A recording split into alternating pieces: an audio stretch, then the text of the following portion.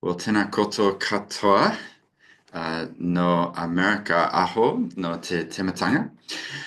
No Otatahi toku kainga inai nei, e roia toku tunga mahi o Perryfield Lawyers, ko Steven Moe toku ingoa, no reira ngā mihi kia koutou katoa. It's really great to have everybody here joining this call. I always enjoy doing these ones. It's a Friday afternoon. We can just have a bit of a relaxed conversation about incorporated societies. And I know that there's a wide variety of you who are attending. So some of you are advisors to incorporated societies, like you might be a lawyer, you might be an accountant. People are asking you what's going on. Others of you are officers in incorporated societies, so you're wondering about what does this mean? How do I re-register? What do I need to do? What action is it? And then some of you are down the track. You've maybe revised your rules and you're thinking about, okay, the next steps. How do I re-register? What is it that I need to be aware of? So my aim here is to download everything I know so that at the end of the session you can feel like I'm empowered to do what I need to do for incorporated societies that I'm involved in or supporting. So that's the real aim of this session. As we go, if you've got questions, then feel free to drop them in the chat. I would love to have your difficult questions. Easy ones are okay too, but let's have some difficult ones. Let's see what you've got. On our website, we now have, I think, 130 answers to questions, because this is probably the 30th or so webinar that we've held.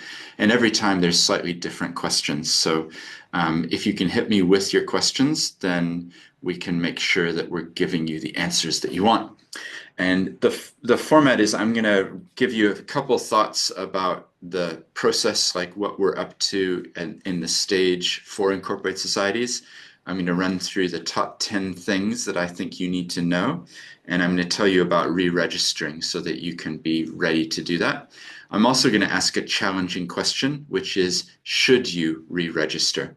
You have to do something, but should you re-register? And by that, I mean, should you actually be thinking about, is this the right entity type for me, or should I be another entity type? So before we get into that, the background on me is I'm based in Otatahi, Christchurch. You'll hear my accent when I start speaking, but I actually moved to New Zealand way back in 1984. So my father is a marine biologist. He was raising salmon, which was a new industry in New Zealand at that time. So I was 7 years old. I grew up here down in Oamaru, then moved to Christchurch, went to high school here, went to Canterbury University. And then as a lawyer, I started practicing in 2001. So I've been doing this quite a while now, and started in Wellington, worked at a big law firm called Russell McVeigh, and then left New Zealand and was in London for 3 years, Tokyo for 4 years, Sydney for 4 years, and then came back to New Zealand 9 years ago. So that's kind of the background. And when I came back, I reinvented my career to be focused on impact and purpose. So basically, my client base consists of charities, but also businesses. So people who want to do more with what they're doing, more than profit is their driver. So that's resonating quite strongly because there's no other lawyer doing this. And that's the practice area that I've been building up over the last few years. I'm really active on LinkedIn. And if any of you would like to connect with me, find me. I'm always happy to connect with more people who are like-minded. So feel free to do that. And we have about 100 people in our law firm. So it's not just me and one person. There's about 100 of us. We have a disputes team. We have a property team. We have an employment team, immigration team. Like, you get the sense. We do all different types of law. So we're going to focus on incorporated societies today, but you might need help in other areas. Feel free to reach out and we might be able to support you in that as well. So that's a bit of the background. And for those of you who are just joining, I said at the start, if you've got questions, please drop them in the chat and I'll try to see them as we're going along and see if I can pick them up as we go and maybe answer some of those questions that you might have. So that's kind of the format. And at the end, if any of you feel brave and you want to come off of, mute, you're welcome to ask me a question in person as well. Yeah, and I've got some other resources I might mention. It's been in the headlines recently, but charities and tax is kind of something that may be on your radar. This is a guide that we wrote on that topic because there's some consultation happening right now from government, so that might interest you as well. So incorporate societies, like I said at the start, some of you are officers, some of you are board members, some of you are employed by an incorporated society, some of you are advisors, you're an accountant or you're a lawyer. So there's a wide range of people on this call. But if we step back from the beginning, why are we actually here?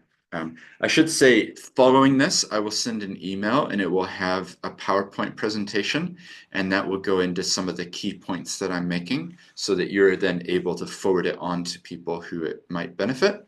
And also the Incorporated Societies Information Hub has a whole bunch of information as well, so you can get information there.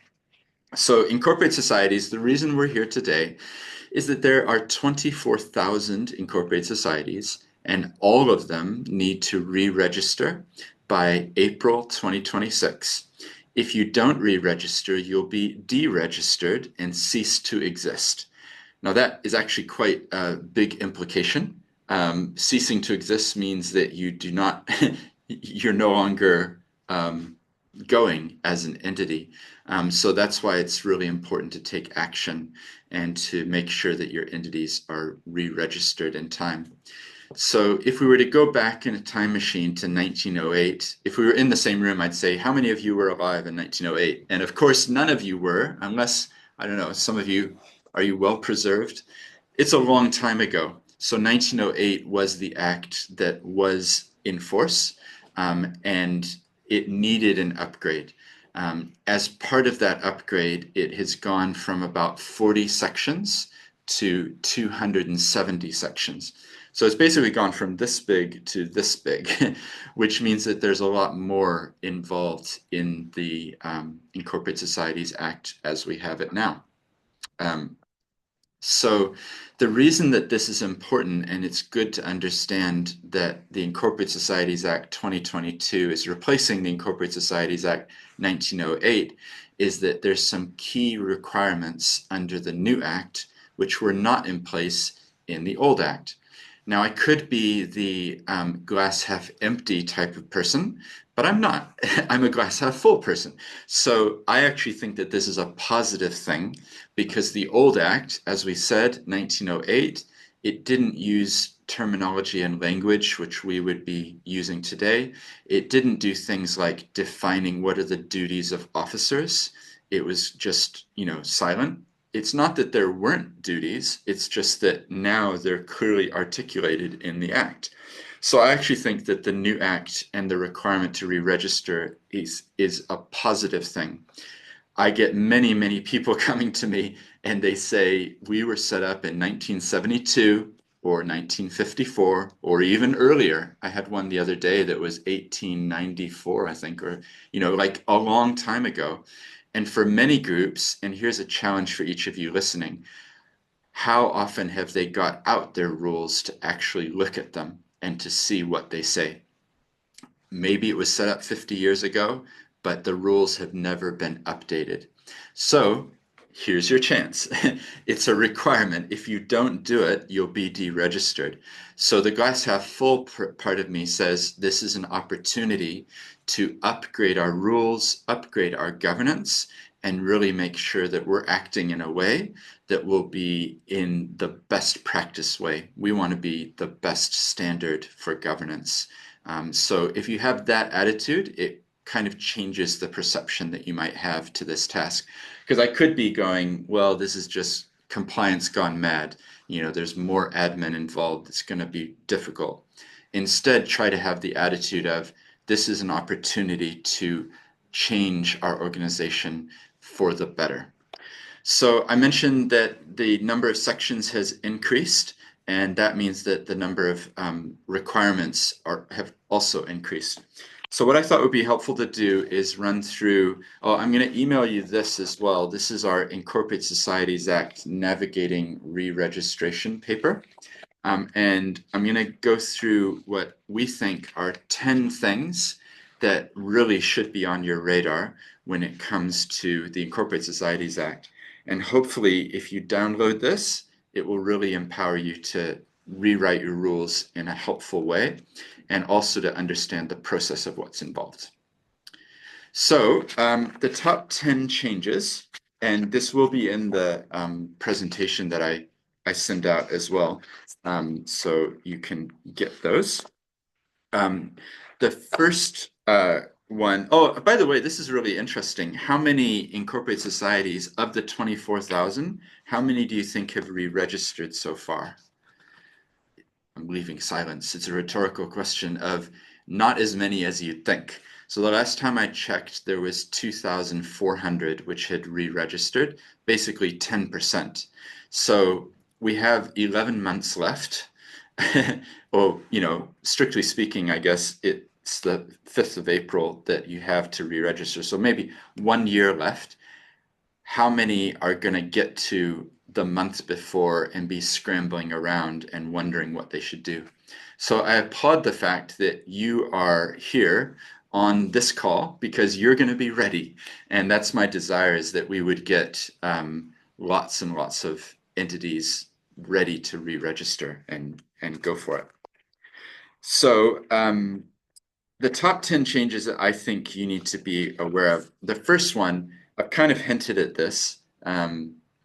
So the first key change that I think you need to be aware of is that new rules are required. Now you might be thinking, oh, but our rules are pretty good, and in fact, we just adopted them in 2017. Surely that's enough. And unfortunately, the answer is Section 26 of the new Act includes requirements for your constitution or your rules, whatever label you give it. And I guarantee you that you will have lots of what I'm about to say, but I also guarantee you that you probably don't have everything that I'm about to say.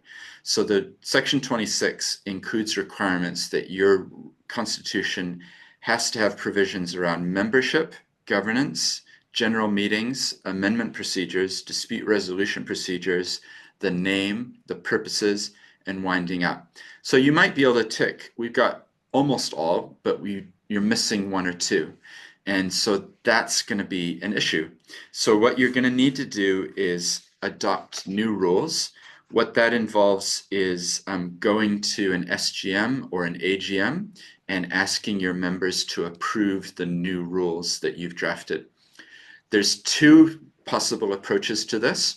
Number one, you take your existing rules and you read through the Act and you look for what's missing and you upgrade your existing rules. So in other words, it's going to basically be the same as your old rules, just with some added provisions in it.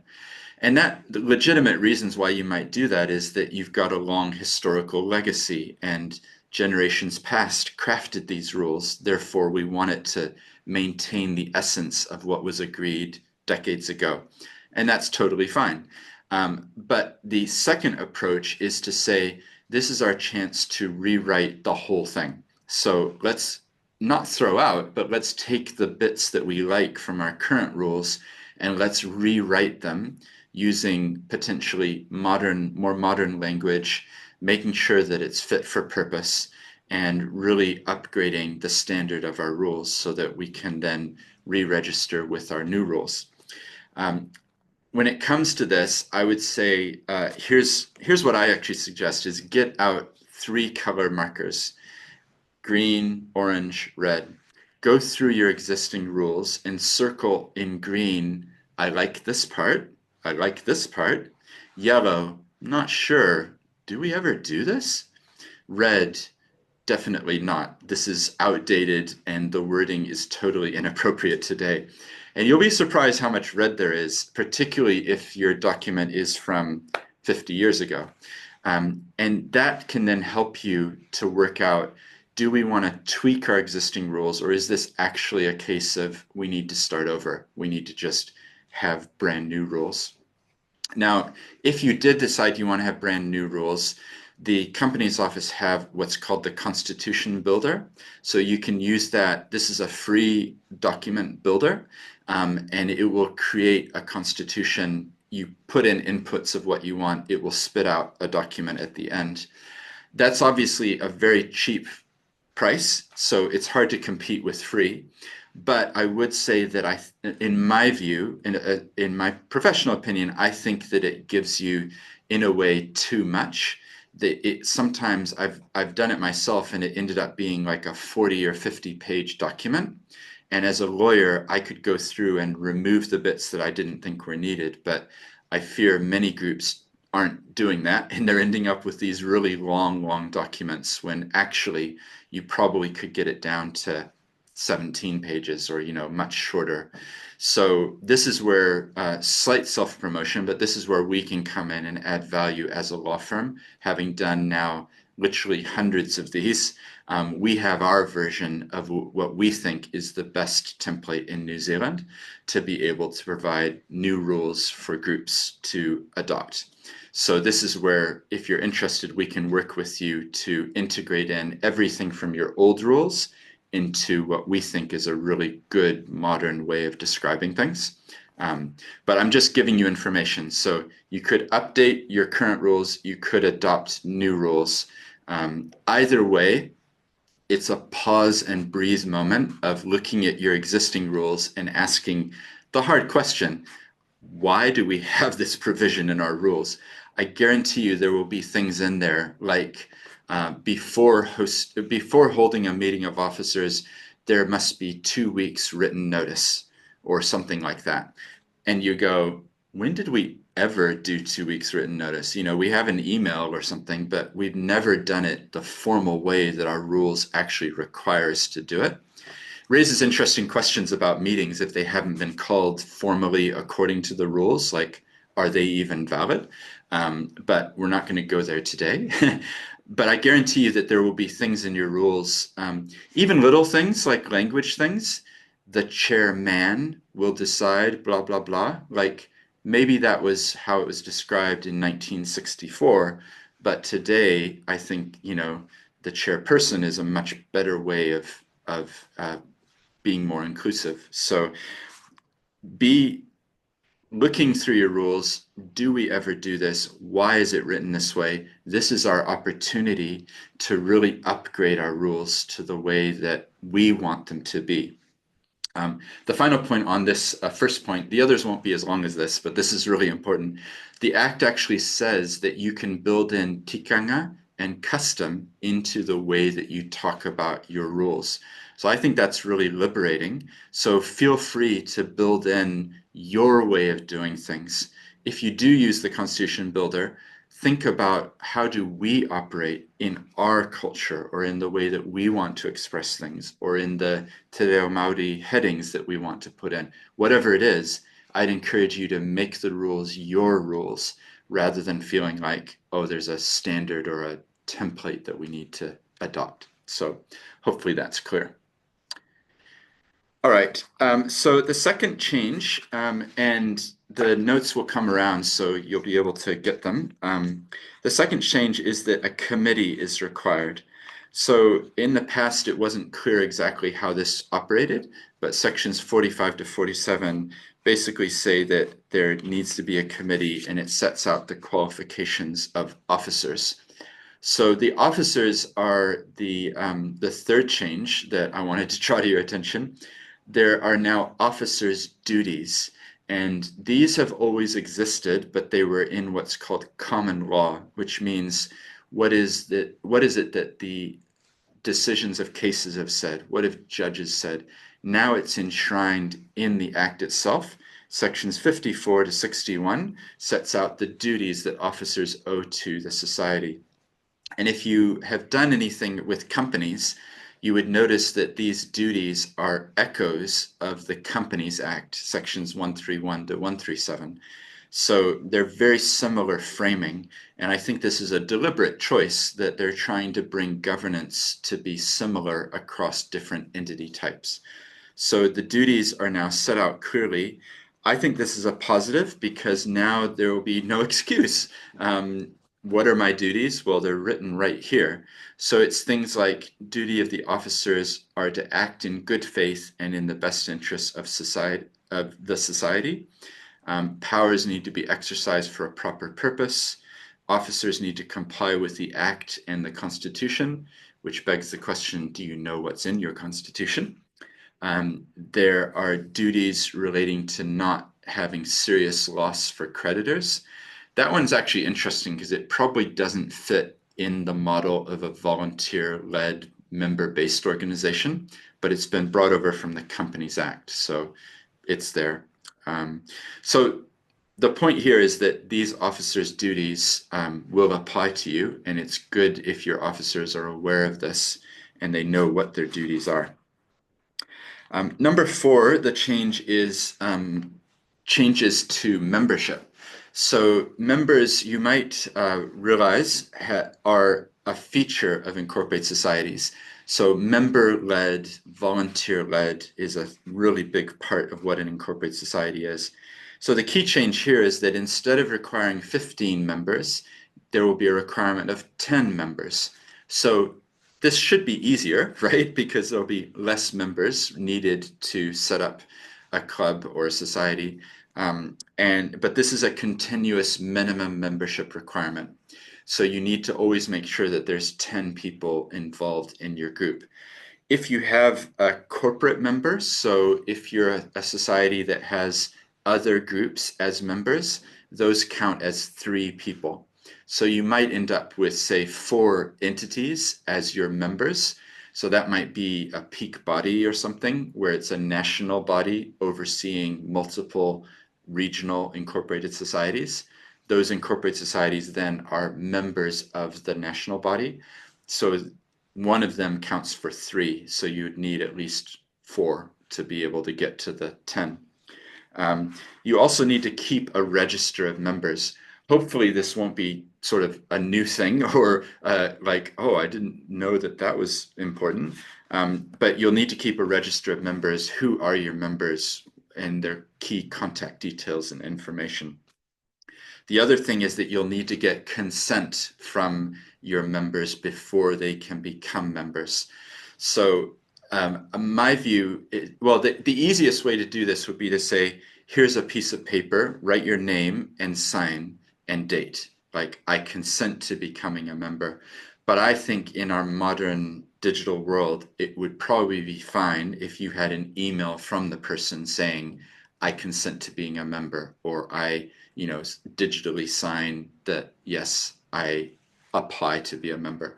But it's important because you might need to think about your society or club, like, how do we onboard people? What do we need?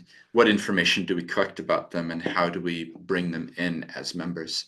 So it might be a chance to refresh your approach. It might be a chance to refresh how it is that you do that. So worth considering. Change number 5 is the conflict of interest procedures. So this is really important because quite often there will be conflict. And what I mean by conflict is you're sitting around the boardroom table. Let me give you 2 scenarios. The first scenario is that I own a catering business and you're talking about we're having our 5th anniversary and we need to get some food, and where could we get the food from? And I say, well, there's a really good catering business over there, but I don't tell anybody that I own that business. Clear breach of conflict of interest, right? Very obvious. I should disclose that I own the business that I'm putting forward to get paid to provide the food.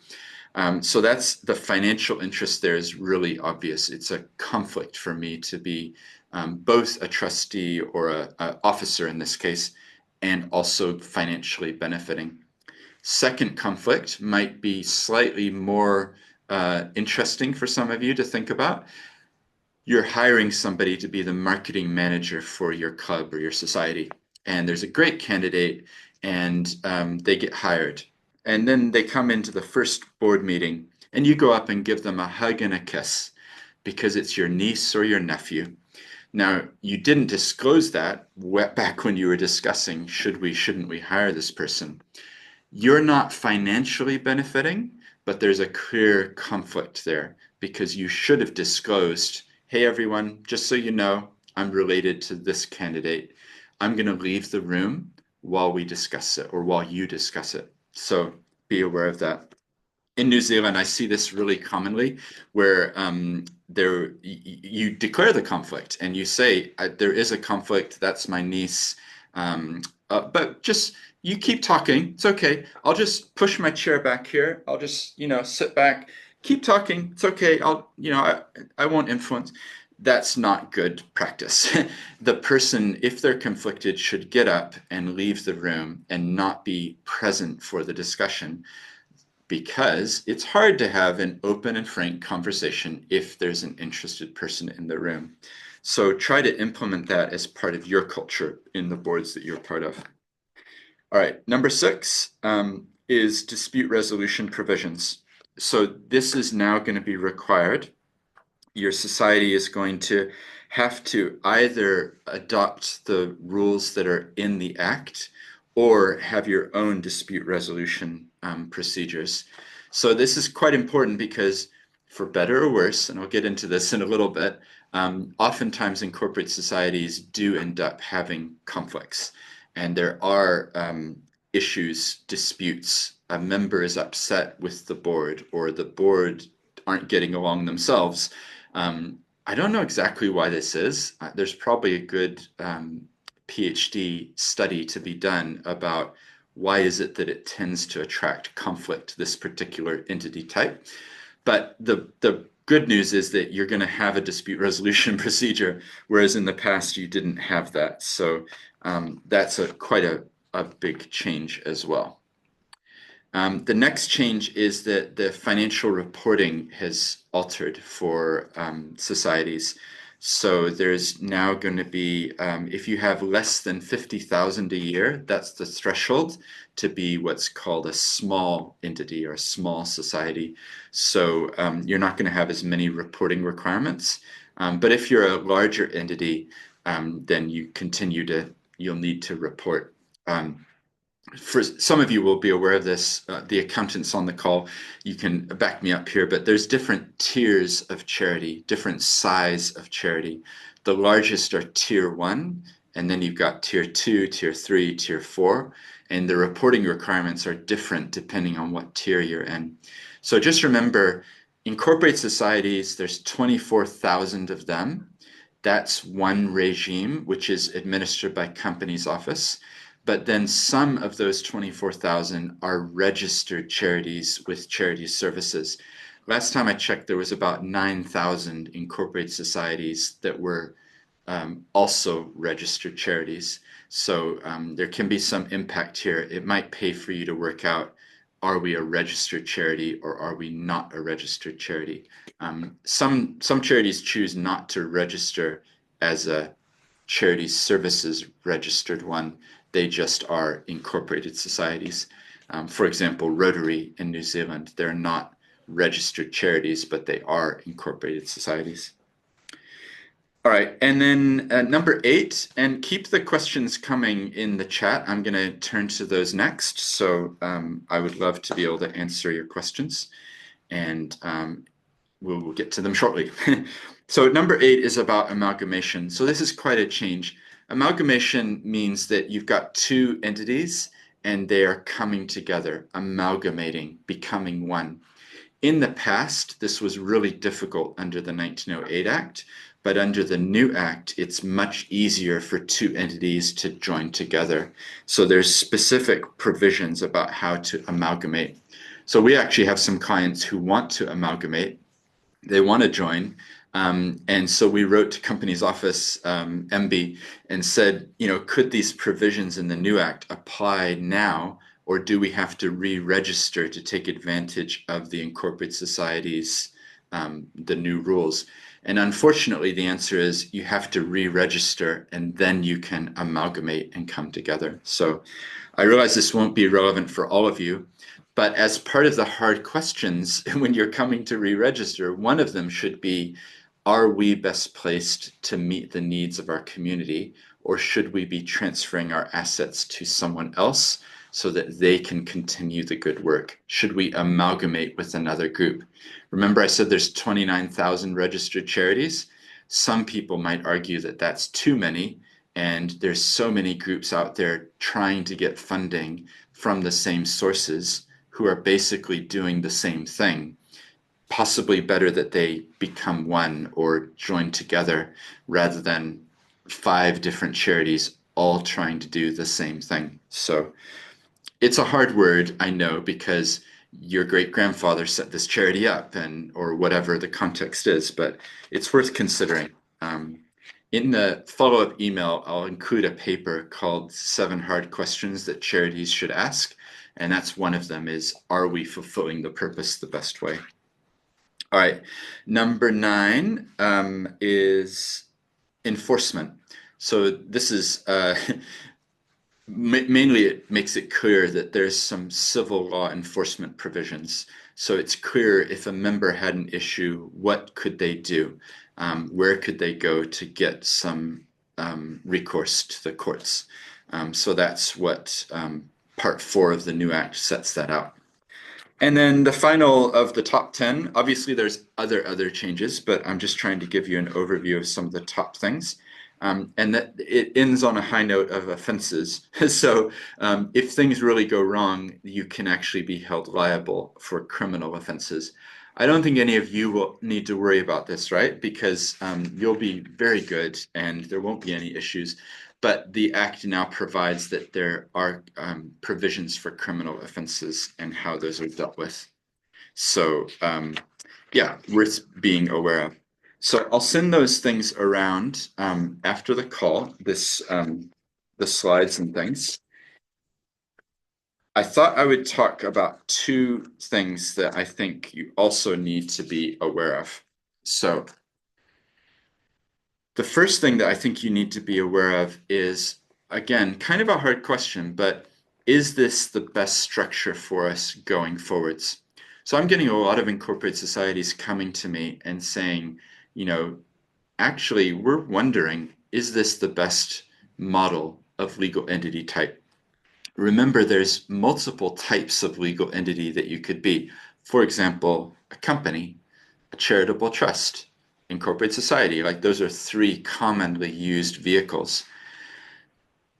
Incorporated societies have many positives, but they also have some negatives. So if any of this resonates with you, then you might want to ask yourself, is this the right entity type for us? You have to do something, and that involves re-registering.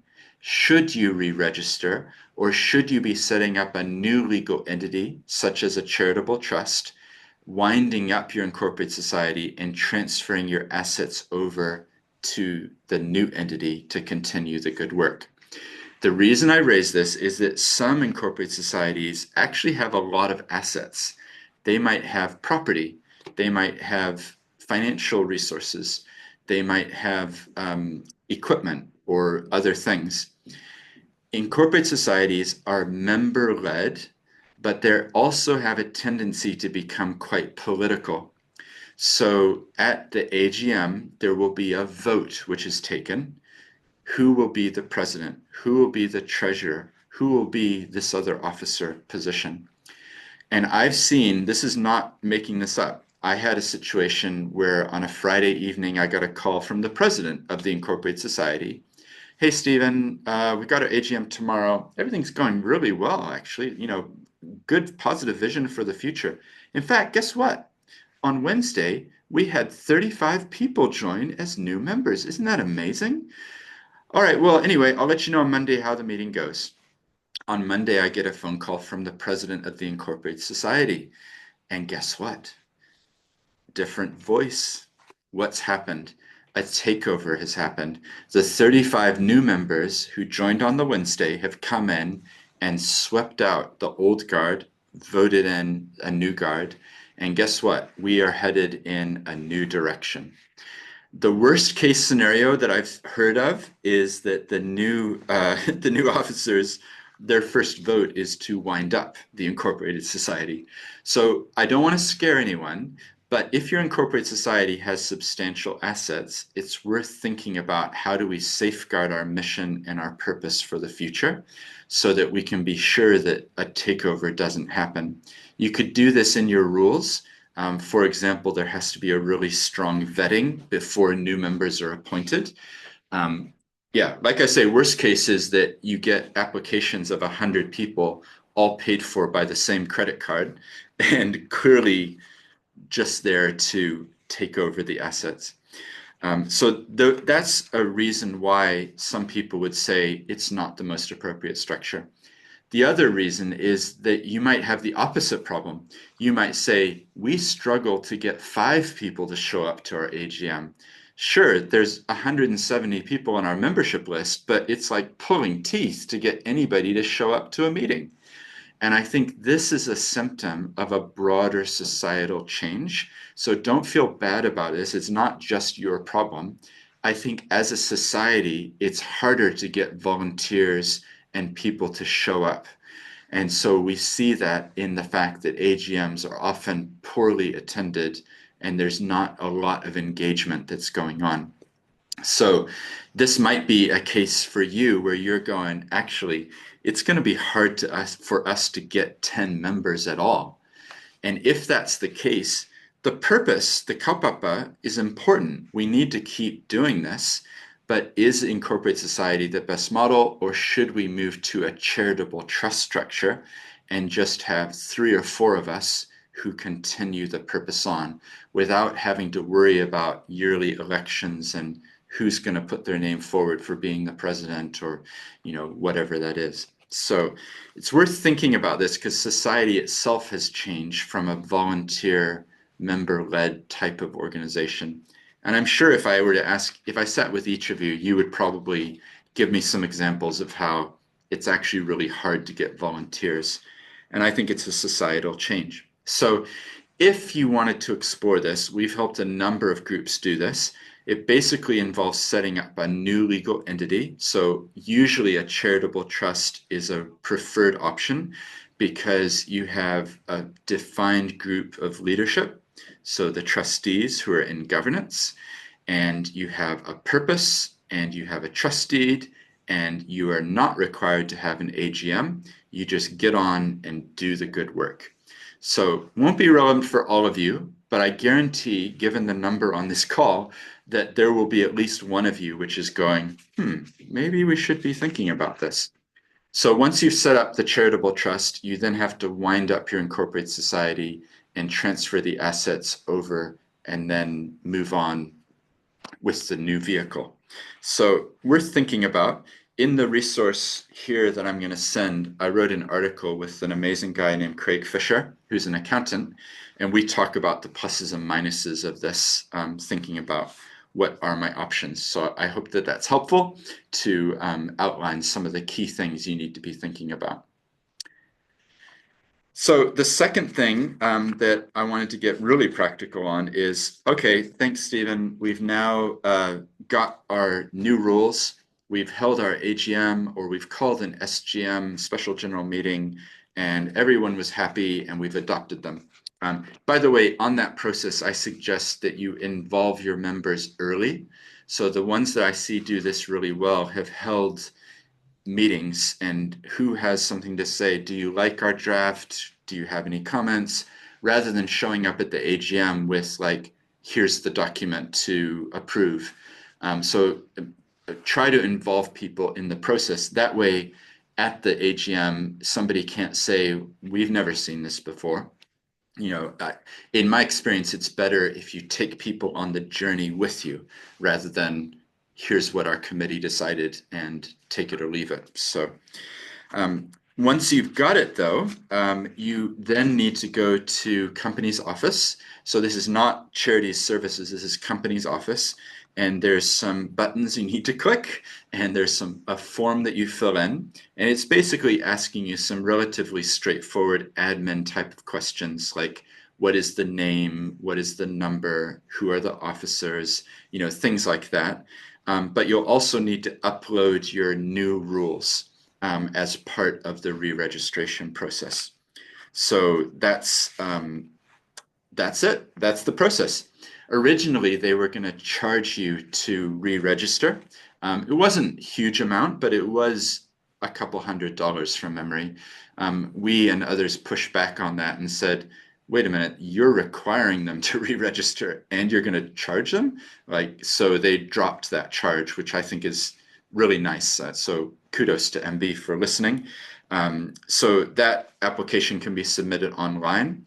And once that goes through, which is, in my experience, Companies Office is quite quick. And it's another question as to the extent to which they're actually reviewing all of the rules, because remember, there's 24,000 of them. But assuming that it's all fine, you'll then show up in the new register for incorporated societies under the Incorporated Societies Act 2022. And you'll then, you'll be issued with the re-registration information. So you'll then be done. But the key is that you've done this before April 2026, because if you haven't done it by then you will be deregistered, which is the scenario that I really want to avoid, and is actually one of the reasons I agree, or why I'm putting these things on, because I hope that it's empowering to you all to go, okay, here's the steps, here's what I need to be aware of. So yeah, hopefully that is helpful. All right, so those are some of the top 10 things, and those are some key things to be aware of. I'm going to turn now to the chat, so feel free to be dropping your questions in there. And a reminder, I'll be sending this around. I'll send around this charities and tax paper as well. There's a whole bunch of information at that Incorporated Societies Hub. So if you're here today, you probably signed up somewhere, and hopefully you got access to it, because there is articles, there's FAQs, there's other videos, there's heaps of information.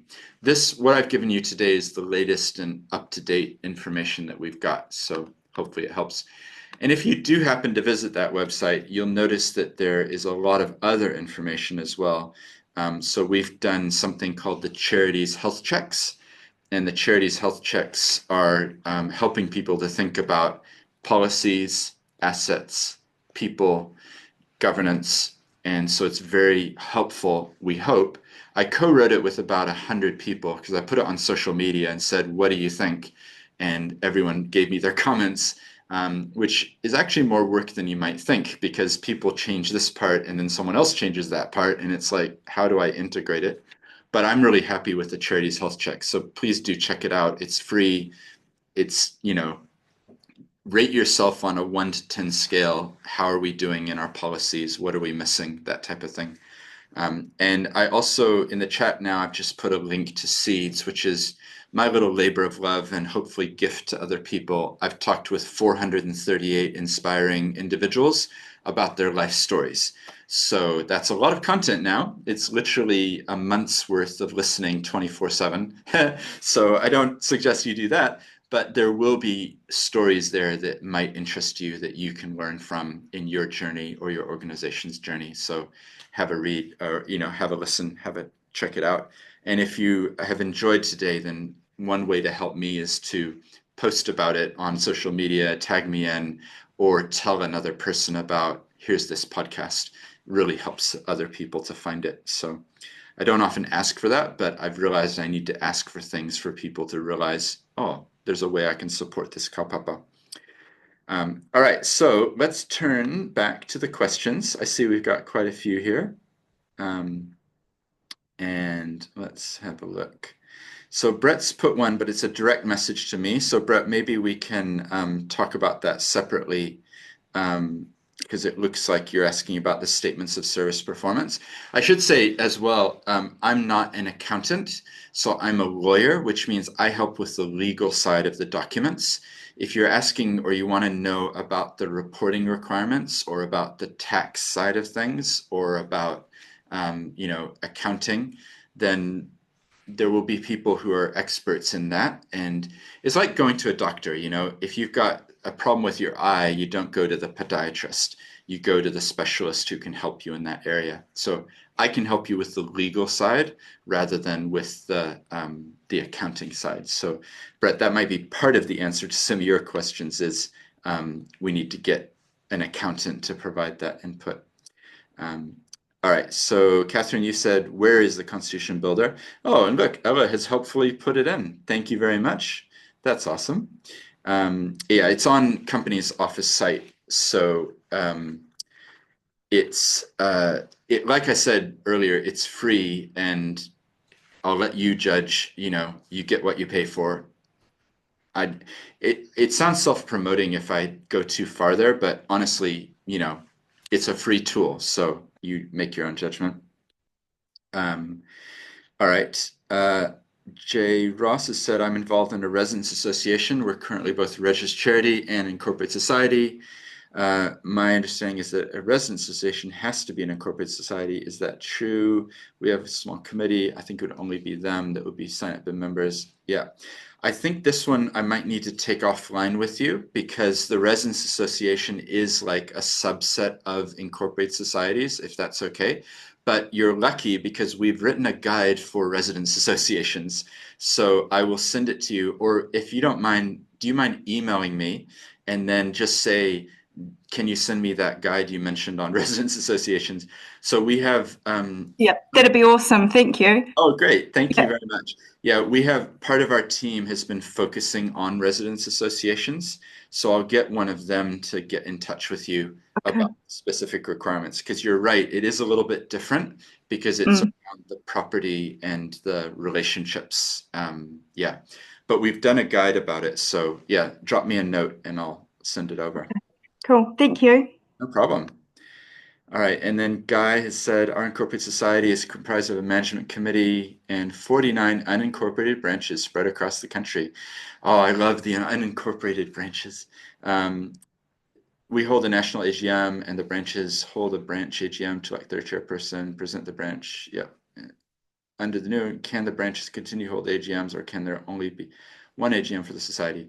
I think you're okay. Like unincorporated societies or unincorporated branches is what you've called them. They actually exist at law. It's just that they're what's called unincorporated societies. So it's a group of people who are getting together for a common purpose, and they're not incorporated. The bigger question for you would be, is this the best way for us to move forward, or should we actually incorporate them? The reason, and it will depend on your situation. I have no context, so I don't know the full thing.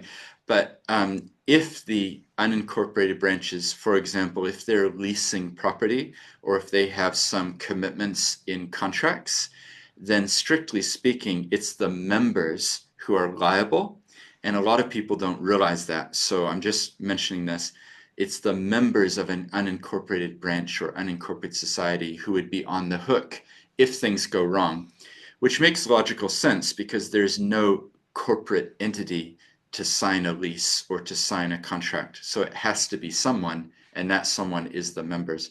So some groups, but it depends on the scale. Like if the accounts are like, $500 a year, you probably don't care. But if there's significant assets or if there's leases or if there's contracts, you might want to consider maybe we do need to have, for example, a regional incorporated body that then oversees what happens within Southland and another one for Canterbury and another one for Wellington region or something like that. But the short answer to your question, sorry, I got caught there on the rabbit hole, but I think that they can continue to hold their own AGMs. That would be fine, and then feed it back in. Yeah, it's interesting. Who are your members, though? That would be something that maybe I'm happy to engage with you, Guy. If you want to email me separately, I can have a phone call and go into more detail. But who are your members if there are unincorporated groups? Is it individuals, or how do you do that? All right. Amrapavi, thank you for your question. Could you please explain the differences between members, committees, and officers? Gosh, you're a great group. Look, Jackie's jumped in and said, have you seen this guidance? Committees, officers, incorporated societies, what's changing for members? Thank you for putting that in. Yeah, I mean, basically, members are the ones who ultimately are benefiting in some way from the society. So I keep saying member-led organizations. So members usually, take an example of a tennis club. The people are playing tennis on a Saturday morning, and there's 50 people, and they're the members. So they are using the facilities, they're coming along, not just playing tennis, they've got friendships, they're getting to know each other. So that's the members, and they're the ones who vote at the AGM. So they're the ones who elect people. And ultimately, for example, if there was a decision to wind up the incorporated society, it would be the members that ultimately would probably need to say, we agree with 2/3 majority or half or whatever it is. And that's different from the officers. So the officers have been voted in and they've been appointed. So they oftentimes will have different roles. So there might be a treasurer, a president, a membership manager, or something like that. Those would be the officers. And then the committee is like almost a subgroup. It's a small group of people. And that's what's changed, is that you're required to have a committee. So it's a core group of people who are involved. So hopefully that helps. But yeah, as Jackie's pointed out, there is some other explanations out there. Great. So Jackie, thank you. Keen on your views on the implications for incorporated society banking arrangements of not re-registering or making changes, amalgamating, changing. What advice you're providing to your clients? So the great question, and the answer kind of depends on the bank that you're banking with. And I do see your email address there as you posted that. So it depends on the bank that you're with as to, in my experience, what they'll permit. So in some cases, banks are willing to say you're a new entity, but it's the same people and you're doing the same things. So we're willing to essentially transfer the account from the old entity to the new entity. Whereas other groups, and this is the majority of banks, I would say the vast majority, would say you're setting up a new legal entity, you have a trust. Sure, it's the same people and the same purpose, but strictly speaking, we need to do anti-money laundering and we need to onboard you as a new client because you're a different entity and you need to have a different bank account number because the old entity is winding up and moving to the new one. So that would be the vast majority, I think, would be that's what has to happen. But it's a great question because you need to build this into your time frame. I probably made it sound so simple. You just set up a new entity and then you transfer your assets and you're all done. But it's not quite that simple. For example, if you have employees, you need to consult with them before you move them across. If you set up the new entity, you have to get a new IRD number because it's a different entity. If you have contracts in place, what if you've got a government contract where you're getting $1 million in funding to your incorporated society? You don't want to just wind it up and not have a contract in the name of the new entity. So you're going to have to go tell people you have contracts with that you're switching and get their approval. Maybe you have insurance. You need to transfer the insurance across. The one interesting thing is Charity Services have said if you're changing legal entity type, you can keep your Charity Services number and move it to the new entity. So from an incorporated society to the charitable trust, you can keep the charities number, which I think is a nice nod to the fact that the kaupapa and the purpose is continuing, but you need to notify them. Usually timing-wise, this will happen at the financial year change. So it could be 31st of March, which a bunch of them just did it last week. Could be, well, no, I guess Monday, started this week.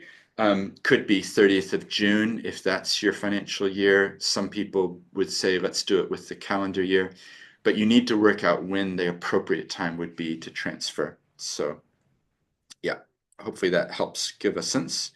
But I also would suggest talk to your bank, like talk to IRD, talk to Charity Services. Don't leave it to the last minute.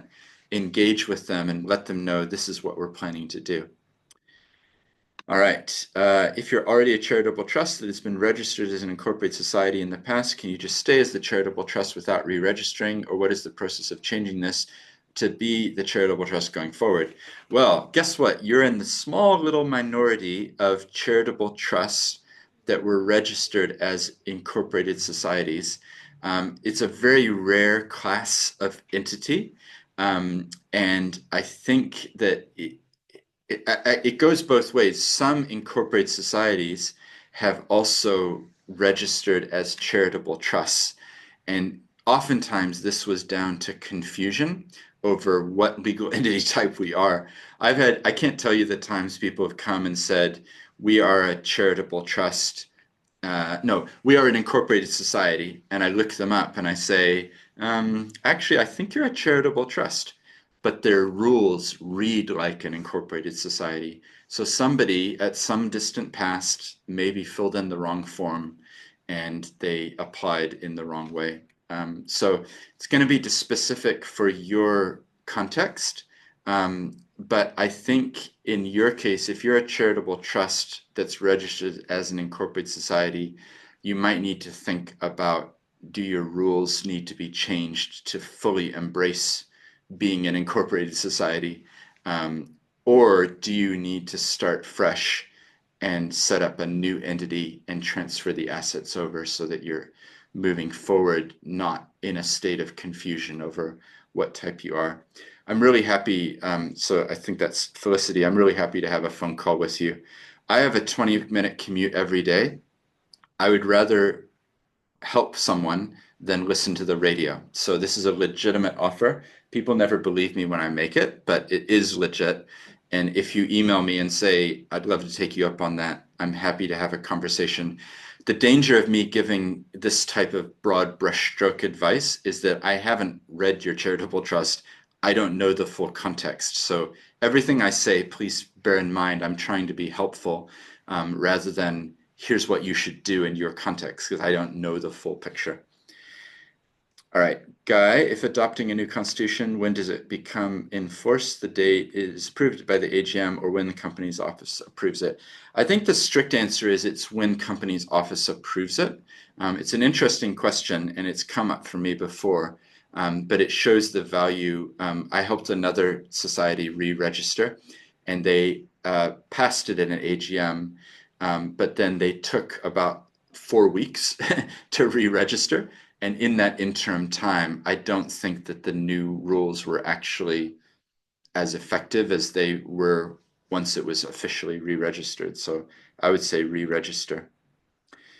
All right. Eva, our issue is that while the Act makes it mandatory for a member to consent, we don't want to have to charge additional members of a household when one person in the household has already become a member and paid the fee. However, we also don't want households to have more than one vote at the AGM. All right. First person pays the fee. Any additional person accepted? Yep, I think that's fine. Yeah, I would say there's more flexibility than you might think within the Act. So I would say it's fine to have, we have a financial member class and then we have an associated member class or something like that. Yeah, I think that would work. Dennis, you're part of an incorporated society that used to have hundreds of members, but through affiliation changes, no longer has any paid members. I want to keep the incorporated society, but limit it to 10. Yep. Do you have any recommendation?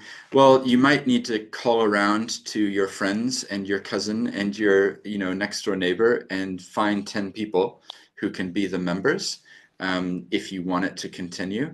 Although if you are doing it in that way, it starts to become kind of a false reality because what you actually are is a trust, and it might make more sense to actually embrace it and just be a trust rather than trying to get some ringers in, just, hey, can you be a member? But it will depend on your context. And I know, yeah, it will depend. So yeah. Great. And Jackie, thank you for your contributions here. So BNZ is preparing support for IS customers as they navigate re-registration and the relevant implications. Well, that's great. And I've actually been and spoken with Rachel and who else? I think it was Greg relatively recently. I'm planning to support that process because I think what BNZ is doing is really exemplary, and we need banks to step up and be proactive and help their customers. So that's awesome to hear. Good on you. Great, and thank you, Ella says thank you. So I'll send around a link to the resources I've mentioned to this video once it's uploaded, and feel free to forward the content on to others. Please, a way you can help me is to tell others that you've heard of a lawyer who seems like a nice person and is willing to help. We help other charities. You'll all wear multiple hats. You'll be doing property. You'll be buying and selling houses. We can help with those things as well. So bear us in mind. We are really happy to support the sector and hope you found that helpful, and keep up the great work, everyone. I wrote a story recently called The Apple Tree, which is actually now a children's book. So I'll put a link to this story and you can hear me reading it out on a clip. So I hope it's encouraging when you get a copy. Yeah. Thanks everyone for joining, and happy to continue the conversations. See you. Bye. Thank you.